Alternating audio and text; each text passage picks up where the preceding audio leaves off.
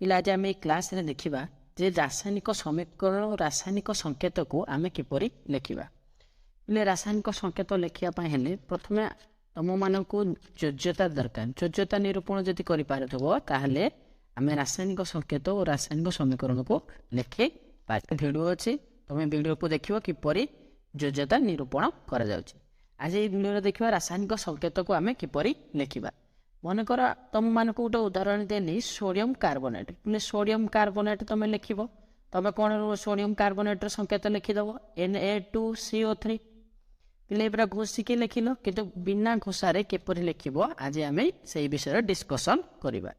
पे तुमको कौन दे सोडियम कार्बोनेट पे सोडियम लिख सोडियम प्रतीक कौन Na कार्बोनेट संकेत कौन CO3 पिले एबे कौन ना सोडियम योज्यता तुम कार्बोनेट तले लिख कार्बोनेट योज्यता सोडियम तले लिख पिले सोडियम योज्यता किपरि निरूपण करा जाए ये छोटिया भाव में मुझे पिले सोडियम इलेक्ट्रॉन संख्या है 11।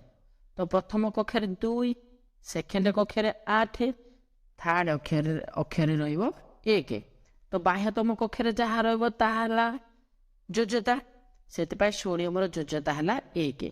तो योज्यता क्या तले लिखा कार्बोनेट तले कार्बोनेट योज्यता पिले 2 पिले संकेत कौन है Na2CO3। एबे पिले जानी पारनो जे सोडियम कार्बोनेट संकेत कौन Na2CO3। नेक्स्ट पिला आ गोटे उदाहरण देखिबा सोडियम सल्फेट। कौन सोडियम सल्फेट सोडियम सल्फेट रो पिला हमें लिखिबा कौन रासायनिक संकेत। तो रासायनिक संकेत जानिबा पूर्व प्रथम योज्यता दरकार। तो सोडियम प्रतीक है कौन Na सल्फेट रो संकेत है SO4। आम कौन करवा सोडियम योज्यता SO4 तले लिखा SO4 योज्यता सोडियम तले लिखा।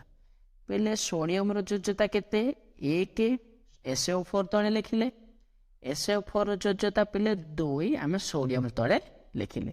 पहले एथर कौन संकेत होगा Na2SO4। बुझीपार ना ना पे कौन अच्छे बहुत सुविधा उपाय तुम्हें शिखि पार।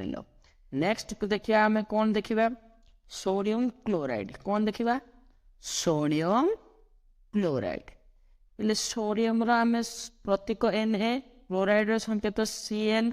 कौन करवा ना Cl योज्यता सोडियम तले लिखा सोडियम योज्यता Cl तले लिखा। तो सोडियम योज्यता तुम जान 1 क्लोरीन योज्यता 1 ताले 1 लिखा जहाँ न लिखा ताहा ताले आंसर है NaCl। तो सोडियम क्लोराइड संकेत कौन है NaCl। बोले यही टाइप आम रासायनिक संकेत को लिखुचे।